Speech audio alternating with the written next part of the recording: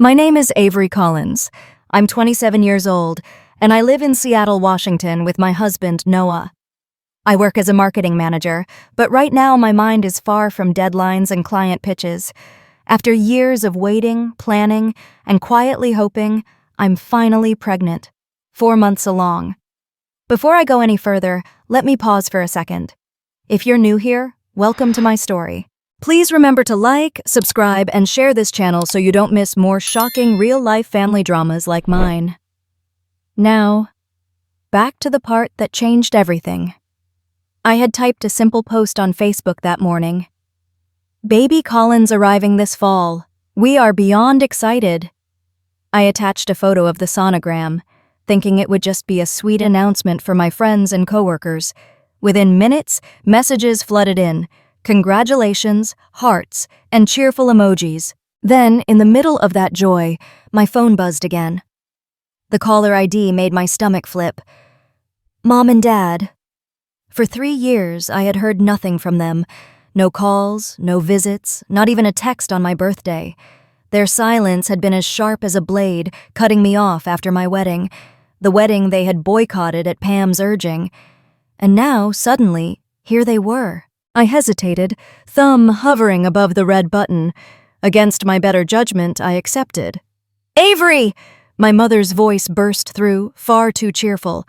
My father's face leaned into the frame beside hers, and then, just behind them, I saw the one person I least wanted to see. Pam, my older sister, perfectly framed like she had been waiting for her cue. You look so radiant, my mom gushed. Pregnancy suits you. I stiffened. Compliments from her had always come with strings. Why are you calling me? Pam leaned forward, her smile so tight it looked painted on. Because this is a chance for us to mend things. You're going to have a baby, Avery, and babies, well, they bring families back together. The word family caught in my chest like a thorn. Noah, sitting across the living room, raised an eyebrow as if to ask if I wanted him to cut the call. I shook my head. Some part of me needed to hear whatever twisted speech they had rehearsed. My father cleared his throat. We think it would be beneficial for everyone if Pam had a role. Not just as an aunt. Something more like a second mother. The air left my lungs in a rush. A what? Pam clasped her hands, eyes glistening in a performance I'd seen too many times. You're going to need help, Avery. Newborns are exhausting. I can be there fully for your child. It's what's best for all of us. All of us? My voice sharpened. Or just you? For a moment, no one spoke. The silence was heavy with the memory of everything they had done. The rumors Pam spread, the relatives who had abandoned me, the empty chairs at my wedding reception. You can't be serious, I finally whispered. You really think I'd hand over my baby to the sister who destroyed my wedding? Mom's smile faltered. Don't be so harsh. Pam has suffered, you know that. She's been through so much, the failed treatments, the divorce, and whose choice was that? I snapped. My hands trembled, but I refused to look away from Pam. Maybe you can't conceive because deep down, you were never meant to raise a child, not with the way you treat people. Pam flinched like I'd slapped her. My parents gasped. Noah stood then, moving behind me, his hand steady on my shoulder. That's enough, he said firmly into the camera. If this is what you came here for, we're done. I ended the call before they could answer, the screen going black. For a moment, all I could hear was my own heartbeat pounding in my ears. I should have felt relief. Instead, I felt the ground beneath me shift. Like this was just the beginning of a storm I'd tried for years to escape. The call ended, the screen went black, and for a long moment I just stared at my own reflection. My parents' faces, Pam's painted smile, they had all vanished, but the sting of their words lingered. Noah squeezed my shoulder again. They're not going to stop, Avery, he murmured. I nodded, though my throat felt tight. Not going to stop. He was right. Because this wasn't the first time Pam had stolen something from me. My mind slipped backward, pulled into memories I had tried to bury. It was 3 years ago in Portland, a week before my wedding. Noah and I had booked a small vineyard outside the city, a place I had fallen in love with for its rolling green hills and wooden barns strung with fairy lights. We had worked hard, saved for years, and this was supposed to be the celebration of everything we had built together. But when I called my mom to go over seating arrangements, her voice was cold. "You need to postpone the wedding," she said, like she was telling me to pick up milk on the way home. I laughed, thinking she was joking. "Postpone? Mom, the caterer's paid, the venue's set. We're less than a week out." Her silence stretched. Then, "Pam is going through a divorce. It would be cruel to celebrate your marriage while her life is falling apart. She needs our support, not a reminder of what she's losing." The words slammed into me. "So my wedding should be canceled because Pam can't keep her marriage together?" "She's your sister," Mom snapped. "Have some compassion." I remember sitting on the edge of our couch in Seattle, the phone pressed to my ear, Noah watching my face with growing concern. "No," I said finally. "I won't delay my life for Pam. This is our time." When I hung up, my hands were shaking. Noah wrapped me in his arms, whispering, "We'll still have our day, even if it's just us." But Pam wasn't satisfied with my refusal. Within days, whispers spread through our extended family. "She's marrying for attention." She tried to come between Pam and David. She can't stand seeing Pam happy, so she rushed into her own wedding. None of it was true. I had barely spoken to David, Pam's husband, outside of family dinners. But lies have a way of taking root when people want to believe them. At my cousin's bridal shower, one of my aunts cornered me in the kitchen. "Avery, sweetheart," she said softly, "maybe you should wait. Let Pam heal. Families are fragile. Don't make things worse." I stared at her, unable to believe what I was hearing. "You think my wedding would make her divorce harder? That's insane." She only sighed, patting my hand like I was a child who didn't understand. By the time the invitations went out, replies trickled in with painful consistency. "We're so sorry, we can't make it. No explanations. Just polite refusals that spoke louder than words." The day of the wedding came anyway. I remember standing in the back room of the Vineyards barn, veil pinned in place, bouquet trembling in my hands. Outside, chairs stood empty where my family should have been. Only a handful of cousins, plus Noah's parents and friends, had shown up. When the music started and the doors opened, my heart clenched. It should have been a joyful walk down the aisle, but instead I scanned the crowd for faces that weren't there. I caught sight of Noah, his eyes shining, his smile wide. He mouthed, "It's us. That's all we need." And somehow I kept moving forward. The ceremony was beautiful in its own way, vows whispered under twinkling lights, laughter from Noah's side of the family, the taste of champagne after our kiss. For a few hours, it felt like the world shrank to just us, and that was enough.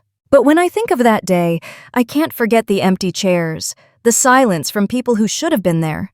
My parents, my sister, aunts, uncles, cousins, they had all chosen her side. Back in the present, I exhaled shakily, pressing a hand to my belly. The baby kicked faintly, as if reminding me that life moves forward no matter how heavy the past. Noah brushed my hair back. "Hey," he said softly, "you've already survived worse. They can't take this joy from you." I wanted to believe him, but deep down I knew the wedding wasn't just a scar, it was a warning.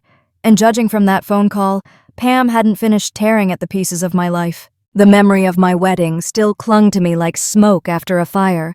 I rubbed my belly slowly, grounding myself in the present, reminding myself that this baby was proof my life had moved forward. But the phone buzzed again, jolting me back. Noah glanced at the screen. "It's them." For a heartbeat, I considered ignoring it, yet something inside me snapped. Maybe it was exhaustion from 3 years of silence. Maybe it was fury that they dared to intrude again. I hit accept. My mother's voice came first, soft but clipped. "Avery, we didn't end the last call well. We just want to help." Behind her, Pam leaned into the camera, her expression carefully rehearsed. "You'll be overwhelmed when the baby comes. I can step in. I can share the responsibility. Think of me as another mom. Your child deserves too." Her words crawled over my skin like ice. "Another mom?" I repeated, my voice hollow. Yes, Pam pressed on, emboldened. Don't you see how perfect this could be? You don't have to do it alone. And maybe, she hesitated, glancing at my parents, maybe this is how we heal the family. Noah leaned closer, his jaw tight. She doesn't need another mom. She already has one. Pam's smile faltered. I'm not taking the baby from her. I'm offering to share. The word share cracked something in me. My voice came out sharper than I expected. You think motherhood is a toy to pass around? That my child is some kind of prize for you to claim because life didn't go your way? My father frowned. Avery, that's unfair. Pam's been through hell. You should be compassionate. The fury that had simmered for years erupted. Compassion? Where was your compassion when she ruined my wedding? When you all turned your backs because she couldn't stand me being happy? You want me to hand over my baby now to ease her pain? Pam's eyes glistened, but there was no sincerity in it. I saw only anger beneath the shimmer. You don't understand what it feels like to want something so badly and not get it. My chest heaved. The words tumbled out before I could stop them. Maybe you can't get pregnant because you don't deserve to be a mother, because mothers don't destroy, don't lie, don't poison everyone around them. The silence that followed was deafening. My parents stared at me, mouths open. Pam's face crumpled, whether from shame or rage I couldn't tell. Noah reached for the phone. We're done here, he said firmly, and ended the call. I sank into the couch, trembling. Part of me regretted saying something so cruel, but another part, the deeper, wounded part, felt relief. For once, I hadn't swallowed my pain. Noah knelt in front of me, holding my hands. They'll try again, but you don't owe them anything, Avery. Not now, not ever. I nodded, blinking away tears. I wished my words hadn't cut so deep, but maybe they needed to, because the truth was, my family had been cutting me for years. This time I finally cut back, and in that raw silence, I knew the storm was only beginning. After I hung up on them, I told myself that was it. They'd storm off into silence again, just like they had after my wedding. I even prayed for it. But 2 mornings later, while Noah was in the kitchen making coffee, a sharp knock rattled our front door. I froze. Something in the rhythm of it, impatient, insistent, made my stomach twist. Noah appeared in the hallway, mug in hand. You expecting anyone? I shook my head. When he opened the door, my worst fear stood on our porch. My parents and Pam clutching a manila folder against her chest like it was some sacred relic. Good morning, Mom said brightly, though her eyes flickered with tension. We thought it'd be better to talk in person. Noah didn't move. We told you not to come here. Dad held up his hands. We just want to clear the air. Pam pushed forward, ignoring his warning tone. This isn't an attack. It's a solution. She lifted the folder, tapping it as if she'd rehearsed the gesture in the mirror. I wrote down everything we discussed. A co-parenting plan. You'll see it makes sense once you read it. My knees nearly buckled. A co-parenting plan? She smiled thinly.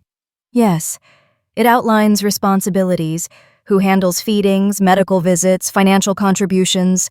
We even thought of alternating weekends. Noah slammed his mug on the console table so hard, coffee sloshed over the rim. Are you out of your mind? This isn't a custody negotiation. This is our child. Pam's voice rose, desperate now. I'm not stealing your baby.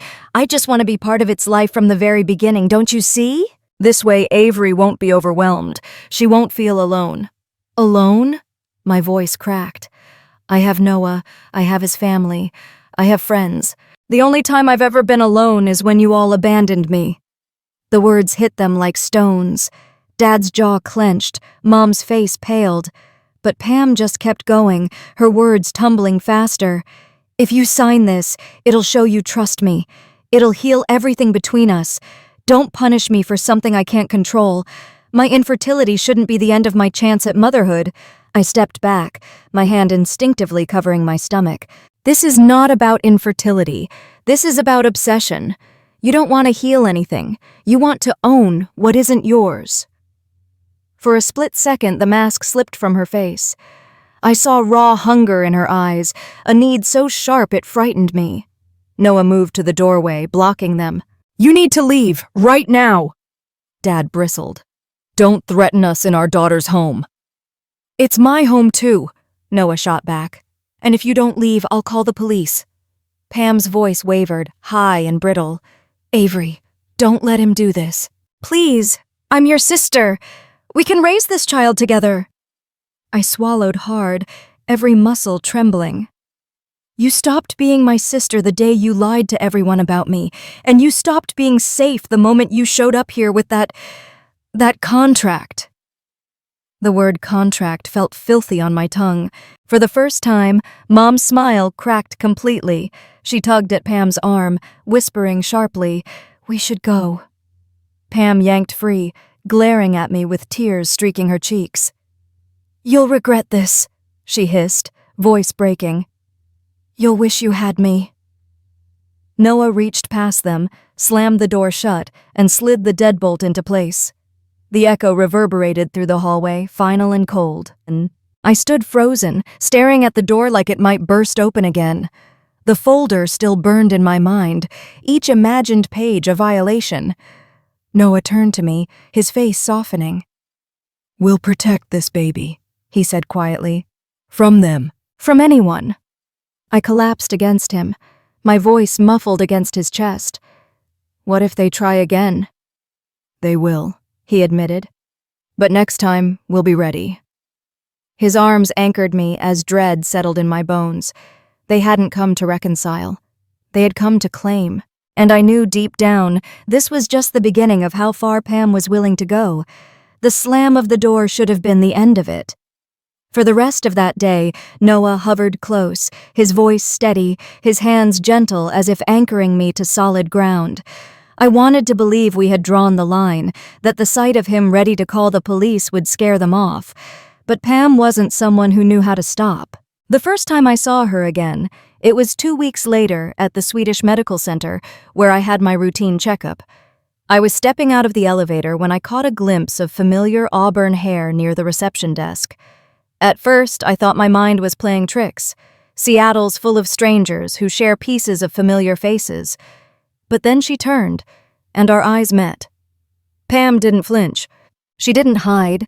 She just stared, lips curved into a faint smile, like she'd been expecting me. My heart leapt into my throat. I ducked into the nearest hallway, gripping the strap of my purse so tightly my knuckles whitened. By the time I convinced myself to look again, she was gone. When I told Noah that night, he paused mid-bite of his dinner. "Are you sure?" "I'm not imagining her," I whispered. She was there. She saw me. He reached across the table, squeezing my hand. "Next time, take a photo. Proof. We'll need it if this escalates." The next sighting came a week later at a baby boutique in Capitol Hill. I was comparing cribs, running my fingers over the smooth wooden rails, when the reflection in the display mirror behind me froze me in place. Pam stood by the entrance, pretending to browse tiny onesies. She wasn't shopping. She was watching. I spun around, heart pounding. "What are you doing here?" Her face lit up in mock surprise. "Avery! What a coincidence! I didn't know you shopped here." "Seattle isn't that small," I snapped. "Stop following me." She tilted her head, feigning innocence. "I'm not following you. I just want to be part of this. I want to see what my niece or nephew will need." The words sliced through me. My niece or nephew. She said it like a claim, not a relationship. I grabbed my phone, raising it. "Smile, Pam. I'm documenting this." Her expression faltered for the briefest second, then smoothed back into a smirk. "Go ahead. Everyone will just see a caring aunt, not whatever you're trying to paint me as." I snapped the picture anyway, my hands shaking, then marched past her and out the door. That night, sleep refused to come. Every creak of the house sounded like a footstep outside. I kept replaying her words, her eyes fixed on me like I was prey she'd corner eventually. Noah found me on the couch at 3 a.m., curled under a blanket with all the lights on. He knelt beside me, his voice low. "We'll take this to the police if she doesn't stop, but you have to promise me one thing." I looked at him, hollow. What? Don't ever confront her alone again. If she shows up, you walk away, you call me. She feeds on the reaction. I nodded, though dread pulled in my stomach. Because deep down, I knew Pam wasn't going to fade into the shadows. She wasn't lurking by accident. She was circling, closer each time, like a storm tightening around us. And for the first time since my pregnancy began, I felt less like a mother-to-be and more like a hunted animal, waiting for the next blow. After the second sighting at the baby boutique, I began saving every scrap of evidence, photos, timestamps, even receipts showing where I'd been. Noah kept reminding me, "We'll need this if the police get involved." But it was never enough to quiet the dread curling inside me. I needed someone who truly understood what Pam was capable of, someone who had lived through it. That answer came 2 nights later. I was scrolling on my phone, half distracted by the ache in my back, when a notification popped up on Facebook Messenger. David Turner. For a moment, my breath caught. David, the man Pam had once paraded around as her perfect husband. The man she accused me of trying to steal. I hadn't spoken to him since the wedding debacle. Noah sat beside me on the couch, laptop balanced on his knees. "You okay?" I handed him the phone. "Look who just messaged." He frowned, scanning the name. "Do you want me to read it first?" I nodded. My chest felt tight, as if the years between us and Pam's marriage had suddenly collapsed. Noah opened the message. "Hi, Avery. I hope it's not too strange hearing from me after all this time. I saw something online that made me realize I need to reach out. I know Pam and your parents are painting you as the villain, and I can't stay quiet anymore. If you're open to it, I'd like to talk." I exhaled shakily.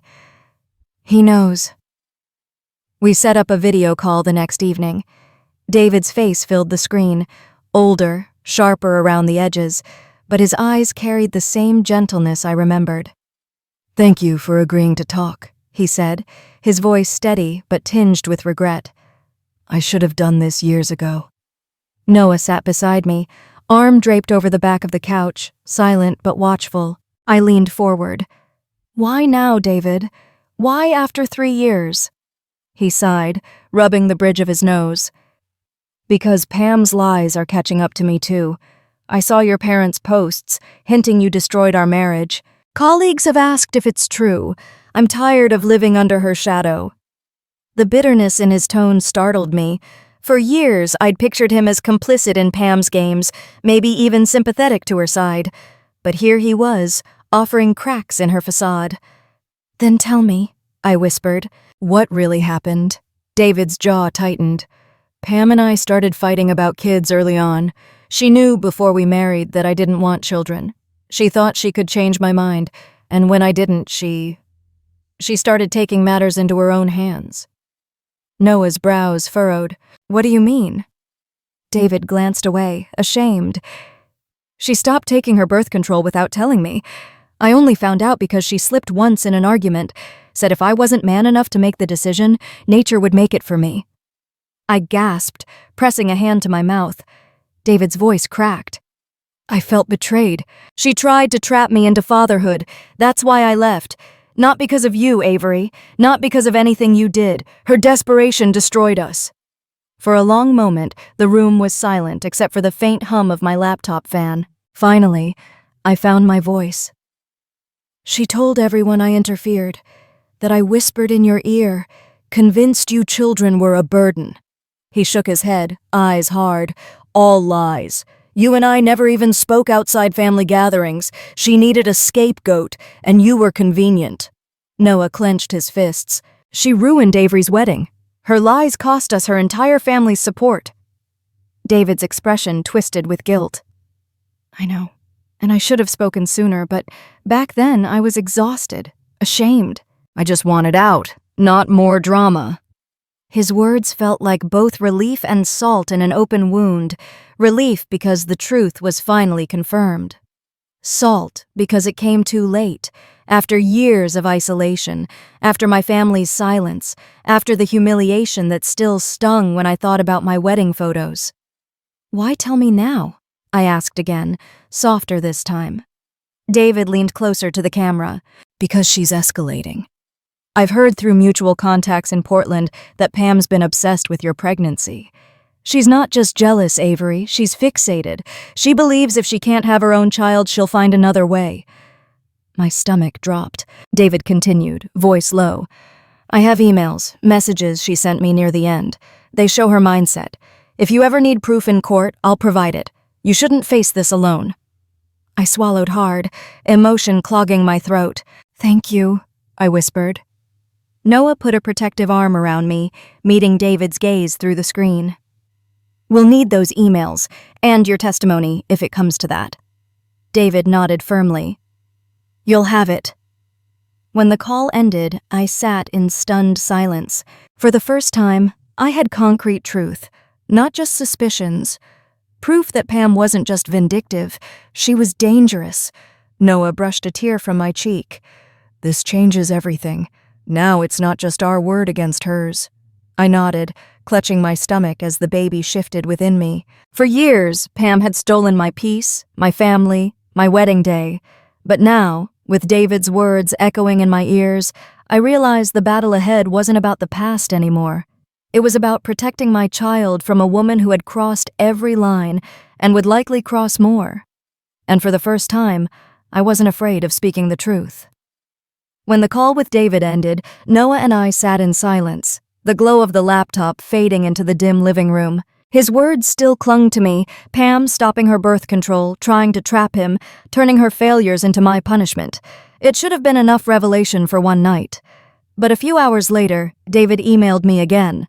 There's something else I think you should know, something I didn't mention on the call because I wasn't sure how much to share at once. But you deserve the full truth. My stomach tightened as I opened the attachment. The document wasn't just emails. It was scanned notes from their fertility clinic in San Francisco, dated years ago. Appointment reminders, follow-up instructions, and handwritten annotations in the margins.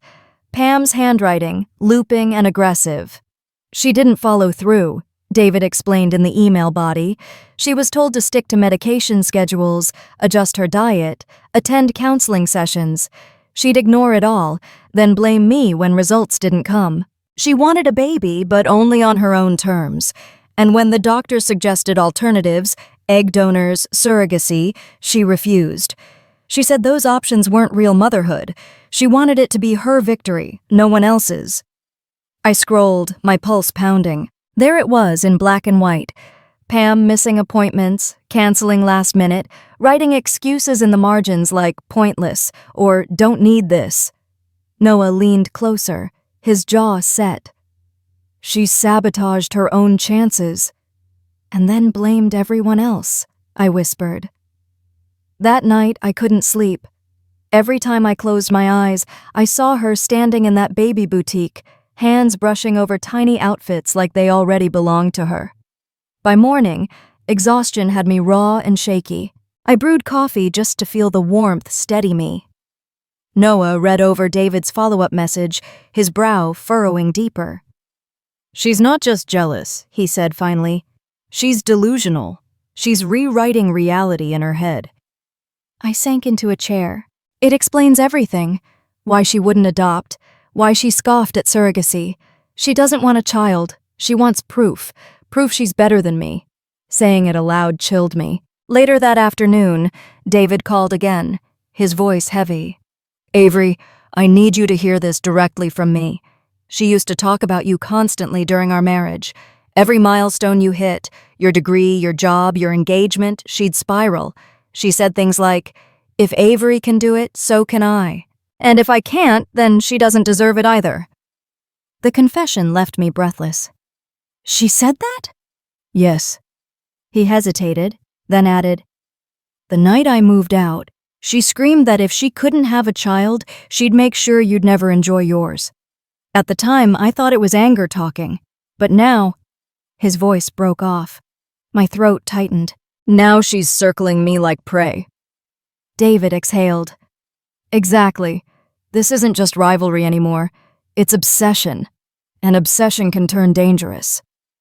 When the call ended, Noah pulled me into his arms. We have proof now. Not just of what she did to David, but of her state of mind. We can use this if we need protection orders. I nodded against his chest, but inside, fear gnawed at me. Proof was one thing, but how do you protect yourself from someone who doesn't care about rules, who believes reality bends to her will? I thought of Pam's eyes at the boutique, the hunger there. Not sadness, not even envy. Hunger. I pressed a hand against my belly, whispering a promise only my baby could hear. I won't let her touch you. Not ever. Noah heard me and kissed the top of my head. She's unraveling, Avery, but we're stronger, and we'll fight her every step. I wanted to believe him, but in the pit of my stomach I knew the fight was just beginning. And Pam had already crossed the line between sister and stranger, between hurt and danger. The night after David's second call, I sat cross-legged on the couch with my laptop glowing in front of me. The scanned clinic notes, the emails, the angry scrawls in Pam's handwriting, they were all spread across my screen like evidence on a detective's board. My stomach twisted each time I read her words. Pointless. I don't need this. I'll win my own way. Noah came in from the kitchen, setting down 2 mugs of chamomile tea.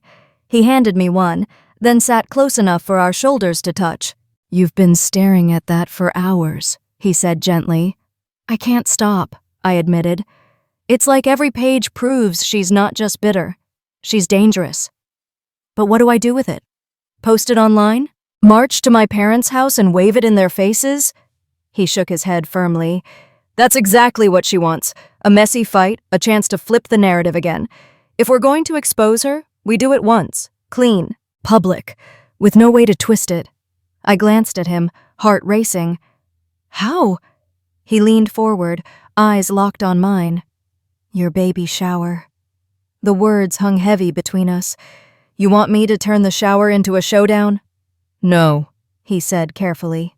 I want you to reclaim your voice. You've been silenced for years. First at the wedding, now with these stalking games. This time you set the stage. Invite the people who matter, the ones still hovering on the fence. And when Pam inevitably shows up, we'll be ready. I felt my pulse throb in my temples. Ready with what? He opened his laptop, already pulling up an email chain with David. With the truth. He's willing to go on video, live. If Pam tries to play victim, David can tell everyone exactly what she did. No whispers, no rumors. Straight from him. I pressed my hands against my belly, feeling a small kick beneath my palm. The baby moved as if responding to the storm brewing around us. What if it blows up? What if it makes everything worse? Noah reached for my hand, steady and warm. Avery, it already is worse. Every day she circles closer. Every time she shows up, she proves she won't stop on her own. The only way forward is to expose her. The thought terrified me, and yet deep inside something hardened. He was right. I had spent years retreating, swallowing my pain, letting her lies define me. Maybe it was time to fight, not just for me, but for the child I carried. I exhaled shakily. Then we plan. Invitations go out tomorrow, and if Pam and my parents show up, they'll finally see who she really is. Noah kissed my knuckles. That's my girl. I stared at the glowing screen one last time before closing it. My heart still trembled with fear, but beneath it, for the first time in years, I felt the sharp edge of something stronger. Resolve. This time, Pam wouldn't control the story. I would. The morning of the baby shower, I woke before dawn, nerves buzzing through me like static. The house smelled of fresh pastries. Noah's mom had been baking since 5, and pastel balloons floated in corners, bobbing whenever someone walked by. For the first time in weeks, I allowed myself to feel something close to joy. I stood in front of the mirror, smoothing the soft blue dress that stretched gently over my belly. My reflection looked calm, but my hands trembled as I adjusted my necklace. Noah came up behind me, resting his chin lightly on my shoulder. You don't have to do this, he murmured. Yes, I whispered back, meeting his eyes in the glass. I do. This is my moment. Ours. She doesn't get to take it away. By noon, the living room hummed with laughter. Friends from work clinked glasses of sparkling cider. Cousins I hadn't seen since college handed me wrapped gifts topped with bows, and Noah's parents bustled around ensuring every plate was full. For a little while, I let myself soak it in. The warm chaos, the squeals when I unwrapped a tiny pair of knitted booties, the sound of people cheering when Noah popped a balloon to reveal confetti. This, I told myself silently, is what family is supposed to feel like. But as the party hit its stride, the air shifted. The front door opened without a knock, and a hush rippled across the room. Pam. And right behind her, my parents. My heart slammed against my ribs. Pam looked radiant in a way that felt practiced, hair curled, makeup flawless, a lavender dress hugging her frame.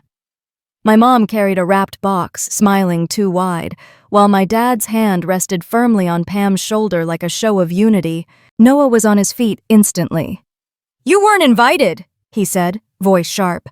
Pam's eyes flicked to him, then to me, and her smile widened. "We didn't want to miss this special day. We're family." The room stiffened. I could feel the guests' eyes darting between us, unsure of what to do. I forced myself to stand. My legs shook, but my voice stayed steady. "You don't get to crash this. You lost that right years ago." Mom stepped forward, clutching the gift box. "Sweetheart, we only came to make peace. Look, we brought something for the baby." I didn't move to take it. Peace doesn't come wrapped in a bow. Pam's mask cracked then, the smile tightening into something harder. "Avery, stop acting like I'm the enemy. This baby is my blood too. I only want what's best for it." The word it sliced through me. My hands curled protectively over my stomach. Noah's jaw clenched. "You need to leave. Now." But Pam wasn't finished. She turned to the guests, her voice trembling as if she were the victim. "You all don't understand. Avery has always pushed me aside, treated me like I was nothing. And now she wants to cut me out of this baby's life, as if I don't matter. But I do matter. I can be a mother too." Gasps rippled through the room. One of my coworkers whispered, "Did she just say—" "Yes," I cut in sharply, my voice rising above the noise. "She thinks she can be a mother to my child. She came to my house with a contract." Murmurs spread like wildfire. My parents looked stricken, but Pam only straightened, doubling down. "Because I care. Because Avery's selfish and cruel, and she'll regret keeping me out. You all think she's so perfect, but you don't know the things she's done." Noah moved toward the TV, remote in hand. "Funny you should say that," he muttered. The screen flickered on, and suddenly David's face filled the room. Pam's body went rigid. "Hello?" David began, voice steady but edged with sorrow. "I know this is awkward, but I couldn't stay silent anymore. Pam and I divorced because she lied, manipulated, and tried to trap me into fatherhood. None of Avery's so-called interference ever happened. Pam invented it." The room went utterly still. David continued, his words like hammer blows. "She stopped taking her birth control without my consent. She refused every medical suggestion, every alternative. And when things fell apart, she blamed Avery to cover her own choices. I'm sorry for not speaking sooner, but the truth needed to be said." Pam's face drained of color. "Turn it off," she hissed. "This is private." "No," I said firmly, my voice shaking with fury and release. "It stopped being private when you destroyed my wedding, when you stalked me through clinics and baby stores, when you tried to claim my child. Everyone deserves to know the truth." Pam's eyes blazed, her composure shattered. "You'll regret this," she screamed, her voice cracking. "You think this is over? It's not over." Noah stepped between us, his presence like a shield. "It's over," he said flatly. "Leave before I call the police." For a beat, no one moved. Then, with a sharp sob, my mother pulled at Pam's arm, dragging her toward the door, while my father muttered curses under his breath. The three of them disappeared, the slam of the door reverberating like thunder. The baby shower had ended hours earlier, but my house still smelled of frosting and flowers. Confetti clung stubbornly to the carpet, and half-empty glasses of cider sat forgotten on tables. Everyone had left, except Noah and me, and the silence that settled over the house was heavier than the noise had been. I thought Pam's outburst would be the end of it, that her humiliation would finally force her to back off. But by morning, my phone was buzzing nonstop. Cousins, aunts, even old family friends I hadn't spoken to in years.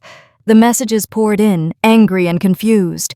Why would you humiliate your sister like that in front of everyone? Your mother is devastated. You need to apologize. I heard Pam collapsed after leaving your house. Is that true? Each notification made my stomach twist. Pam wasn't retreating. She was spinning her own version of events before the truth could settle. That evening, my Aunt Linda called. Her voice was sharp, brimming with frustration. Avery, what were you thinking? Putting David on a big screen like that? You embarrassed your parents, your sister, the whole family. I gripped the phone tighter. Embarrassed them? They showed up uninvited, Linda. Pam tried to claim my child as her own. What did you expect me to do? Hand her a baby shower gift bag and smile? She's hurting, Linda snapped. Infertility is brutal. You kicked her when she was down. I bit back tears. No, she kicked me when she ruined my wedding. She kicked me when she spread lies about me. She's still kicking me now, showing up at clinics, boutiques, acting like she has rights to my baby. And you want me to stay silent? There was a pause, then a sigh. The family's meeting this weekend. Your parents asked everyone to come. You should be there to clear the air. I nearly laughed at the absurdity. Clear the air? Or be ganged up on? But something in me hardened. Maybe it was Noah's steady gaze across the room, or the faint flutter of the baby inside me. I realized I didn't want to run anymore. Fine, I said. I'll come, and this time, I won't let anyone twist the truth. The family meeting was held at my parents' house in Portland the following Saturday. Noah drove us down from Seattle, the long hours on I-5 heavy with tension. My chest ached with dread, but I also felt a strange clarity. This was my chance to end years of silence.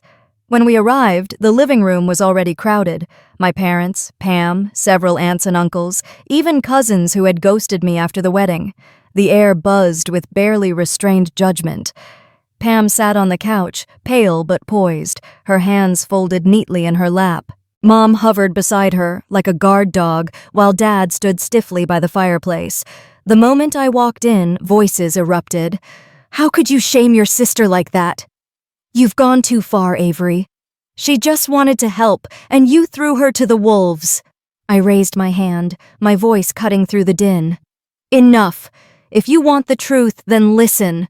Otherwise, stop pretending this is about reconciliation. The room quieted, though eyes still burned with suspicion. I took a deep breath. Pam didn't come to my shower to celebrate me. She came to claim what isn't hers. She's been stalking me. At my doctor's office, at baby stores. She even brought a contract to my house, demanding shared custody of a baby that hasn't even been born. Gasps rippled through the room. Pam's face flushed crimson. That's not true, she shouted. I only wanted to support you, to ease your burden. Support? I pulled my phone from my purse and tapped the screen. Photos appeared on this TV mounted above the fireplace. Pam standing in the clinic hallway. Pam lurking by racks of onesies. My proof. Murmurs spread like wildfire. But I wasn't finished. I opened another file. And this is from David. He sent me emails, clinic notes, everything. Proof that Pam didn't follow her fertility treatments, that she refused alternatives, that she blamed him and me for her failures. Pam leapt to her feet. You can't believe this! David hates me! He's just trying to ruin me because I wanted a family! I steadied my voice. He left you because you betrayed him, because you tried to trap him into fatherhood by stopping your birth control without telling him. The room fell silent. My words echoed in the stillness like a gunshot. Mom's face blanched. Pam? Is that true? Pam's mouth opened and closed, but no words came. For once, she couldn't spin fast enough. Dad's voice cracked, low and horrified. Tell me it's not true. Pam's eyes flicked wildly, searching for a lifeline, but none came. Finally, she shouted, It doesn't matter. I only wanted what Avery has. She's always had everything handed to her. Love, happiness, now a child. Why shouldn't I have that too? Her words burst out raw, unfiltered, and in that instant, I saw the truth dawn on the family. This wasn't grief. It wasn't misfortune. It was obsession. I took a step forward, my hands trembling but steady on my belly. This isn't about infertility. This is about control. Pam can't stand that she can't take what's mine, and you all let her because you thought she was fragile. You let her destroy my wedding, my relationships, my peace, but you won't let her near my child. My voice cracked, but I didn't waver. Not now. Not ever. The silence stretched. Then Aunt Linda, who had scolded me days earlier, cleared her throat. I didn't know, she murmured. Her gaze shifted to Pam. Is it true, Pam? Did you really lie about Avery interfering? Pam's face twisted, half fury, half despair. She deserves it, she screamed. If I can't be happy, why should she? That was the moment something in the room broke. Whispers turned into outright condemnation. My cousins shook their heads, uncles muttered angrily, aunts whispered about betrayal. Mom reached for Pam's arm, but Pam jerked away, tears streaking her face. You'll all regret this, she spat, her voice hoarse. You'll regret siding with her. Then she stormed out, the door slamming so hard the walls rattled. The room remained in stunned silence. My parents sat frozen, their carefully crafted loyalty to Pam crumbling under the weight of her own words. For once, they couldn't defend her. I stood tall, my heart pounding, my body trembling with the release of years of silence. This is the last time I'll explain myself, I said quietly. I don't care if you believe me anymore. I only care about protecting my child. So if you want to be in my life, it has to be on my terms. Honest, respectful, free of Pam's lies. Otherwise, you can walk out the same way she did. No one answered, but the looks on their faces told me the tide had shifted. For the first time, I felt the power tilt back in my direction. The slam of the door still echoed in my ears long after Pam stormed out. I stood frozen in my parents' living room, surrounded by relatives whose faces were a mix of shock, shame, and dawning clarity. My parents sat rigid on the couch, avoiding my gaze, as though looking at me would confirm everything they had tried to deny for years. Noah touched my arm gently. We should go, he murmured. But before I could answer, my father finally spoke. His voice was low, unsteady. You didn't have to do it this way. I turned to him, exhaustion hardening my tone. You mean I didn't have to tell the truth in front of everyone? Because you sure weren't going to. My mother's eyes flashed with tears. She's our daughter too. She's broken. Do you think humiliating her will help? A bitter laugh escaped my throat. You think I did this to help her? I did this to protect myself, my baby, my marriage. Pam has been tearing me down for years, and you stood by her every single time. If today was humiliating, it's because she finally showed everyone who she really is. The room stayed silent. Some of my relatives shifted uncomfortably, as if trying to disappear into their seats. Others stared at me with something close to respect. That night, back at our hotel in downtown Portland, I couldn't sleep. I lay awake, staring at the ceiling, while Noah sat at the desk scrolling through his phone. Finally, he broke the silence. She's going to spiral, he said quietly. We exposed her in front of everyone. People like Pam don't just lick their wounds, they lash out. I turned on my side, hugging my belly protectively. So what do we do? He looked up, his eyes steady.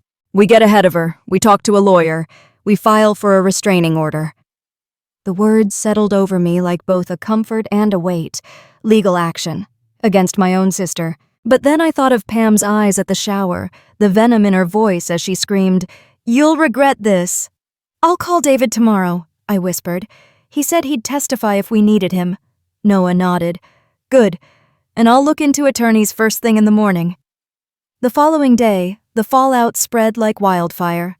My phone lit up with texts from relatives, some apologetic, some defensive, some still clinging to Pam's narrative. Avery, I'm sorry I doubted you.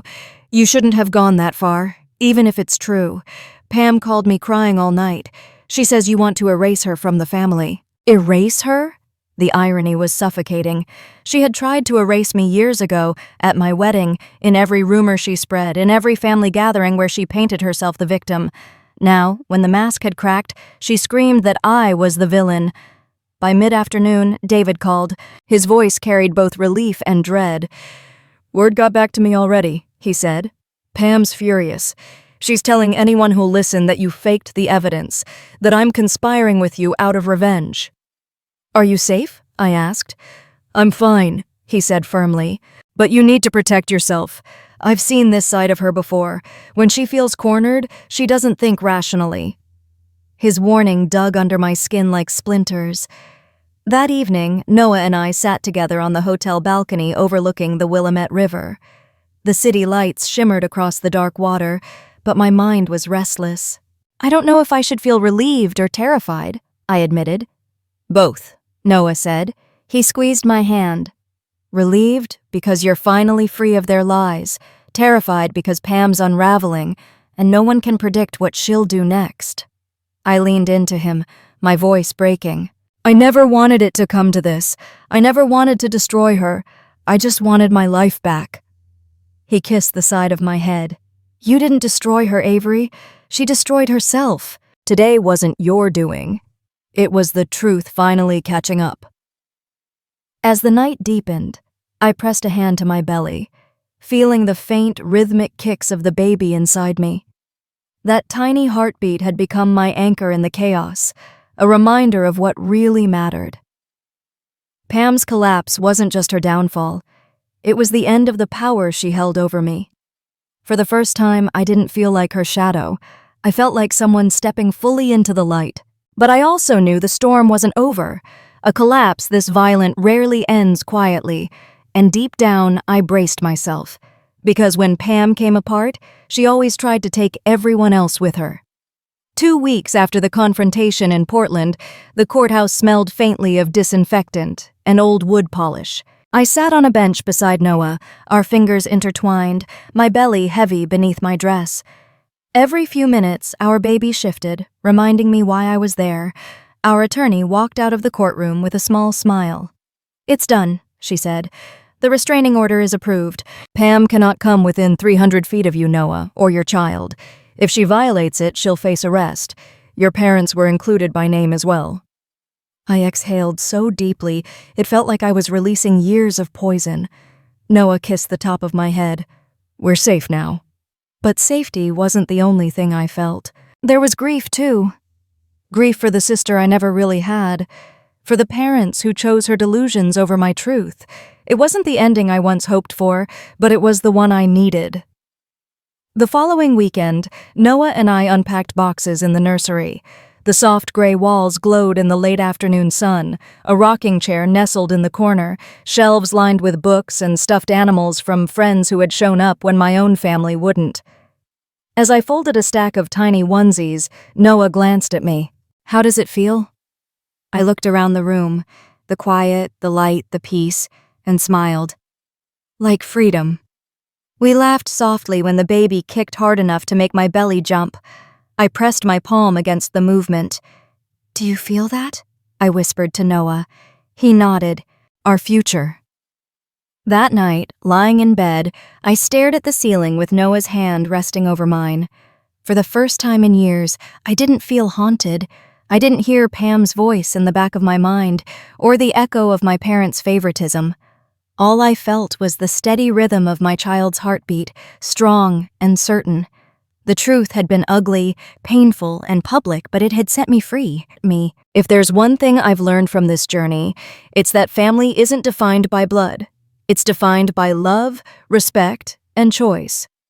For years, I believed I had to endure cruelty just because it came wrapped in the word family. I thought silence would keep the peace, that sacrificing myself might one day win me their approval.